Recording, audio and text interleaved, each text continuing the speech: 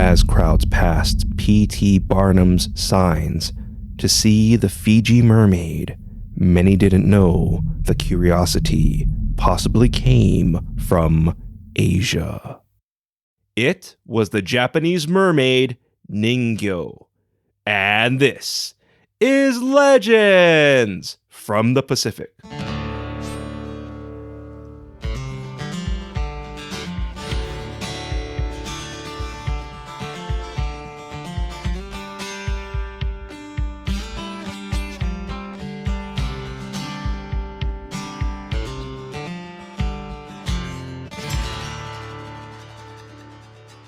Aloha, and thank you for joining us. This is Legends from the Pacific, episode 112, The Japanese Mermaid, Ningyo. I am Kamuela Kaneshiro, a native Hawaiian professional writer, speaker, and Comic-Con panelist with extensive film and television experience. I study mythology, I've encountered unusual things, and I'm a geek. I just wanted to say thank you very much for your patience and understanding while I had a really bad case of COVID. I'm still shocked at how bad it was and how long I had it. And I was double vaccinated and boosted. Anyway, I'm still experiencing some long-term effects. But once again, thank you so much for your patience, your emails, and messages. I really appreciate all of your continued support. Later in this episode, your featured song and Hawaiian word, but first, let me share with you the Japanese human fish. As usual, I apologize for any mispronounced names or words and appreciate your understanding. Not all mermaids are beautiful. Japan's mermaid, the Ningyo, are fish-like creatures with golden scales and a mouth or sometimes head of a monkey. Ningyo were first recorded in 619 Common Era, and many sightings followed. They cry white pearls. Their voice is similar to a flute, and if you bite or eat them, you will be granted extremely long life and youth. For the record, they are said to be very tasty, so eating them might not be a problem, and I guess they might not taste like chicken. However, when a Ningyo is captured or their remains washed ashore, tragedy follows.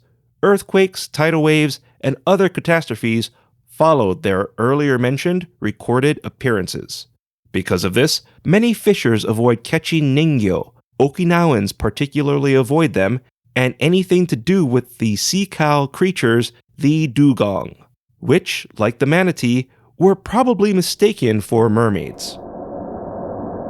In ancient Japan, a fisherman caught a fish with a human face. He decided to share his unusual catch with his friends. While preparing the fish, one of his friends peeked into the kitchen and saw the human-faced fish.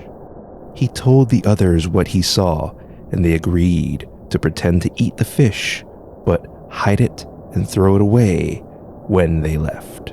However, one of the men forgot to throw away his piece of fish and took it home.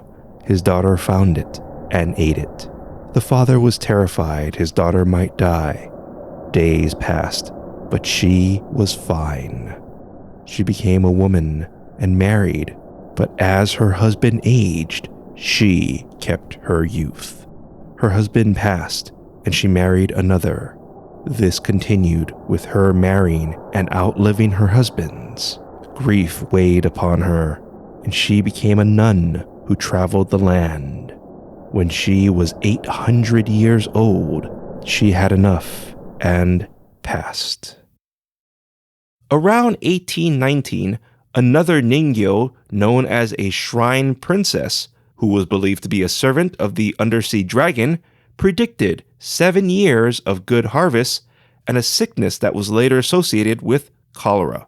She was considered a Ningyo because she had the face of a woman, body of a dragon, 2 horns, and 3 prongs on her tail. During the late 1800s or Japan's Edo period, mummified mermaids began popping up. Some even went to Europe and America. A Japanese prince encountered a Ningyo. The creature claimed it was a fisherman who was cursed because he trespassed into sacred waters. He begged the prince to build a temple and display his remains as an example of how precious life is. The prince honored this request and built Tensho Kyusha Shrine, which contains the mummified Ningyo.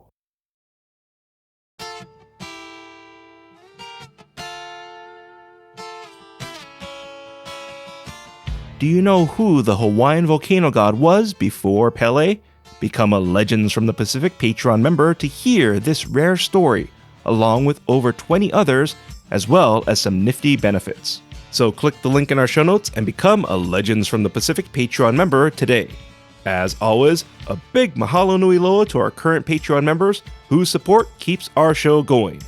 It should be noted, many of the mummified Ningyo were fabricated by people who sewed a fish's tail with a monkey's top. But who knows, maybe a couple of them were real and people decided to make money off selling fakes. Today, many believe the Ningyo's bestial appearance changed to the typical attractive mermaid after Hans Christian Andersen wrote The Little Mermaid. But mummified Ningyo can still be found. And one of the biggest hits of 1842 was P.T. Barnum's mummified Fiji mermaid, which was most likely made in Japan. Hans Christian Andersen. I learned a lot about him while visiting Denmark, or Danmark if you want to be technical. Andersen actually stayed in rooms a few stories from the ground and traveled with a trunk filled with rope to escape hotel fires. Write in and let me know if that little bit of trivia helped you on a trivia night. While researching the Ningyo, I had one big question that wasn't answered. The fisherman who caught the Ningyo, why didn't he eat any? I mean, it isn't mentioned, but did he just serve it to his friends? Did they distract him or get him drunk enough to forget about eating his unusual catch? I don't know. It's just one of those details that got me wondering. But I digress. If you like what you heard, please give us a rating and write a review. I'd really appreciate it. A big mahalo nui loa to our newest Patreon supporters, Kaho Peoli and Sunny. Thank you very much, Kaho Peoli and Sunny, for your support. You too can join Sunny, Kaho Peoli, Meg, Jessica Bullock, Edward Pue'o Henke, Cassie, Felisa H., the Makuli Guy, and of course, Ren Shepherd, by becoming a Legends from the Pacific Patreon supporter. Links can be found in our show notes, so sign up today. Our theme song is Mystery by Tavana, courtesy of High Sessions. Sound effects are by Sound Effects Factory. Our music coordinator is Matt Duffy, aka DJ Triple Bypass. Links and show notes can be found on our website, legendsfromthepacific.com, including a link to your featured song, which is Falling by Leigh Melkett, courtesy of High Sessions. Legends from the Pacific was written, produced, and edited by me, Kamuela Kaneshiro. I also wrote our original stories.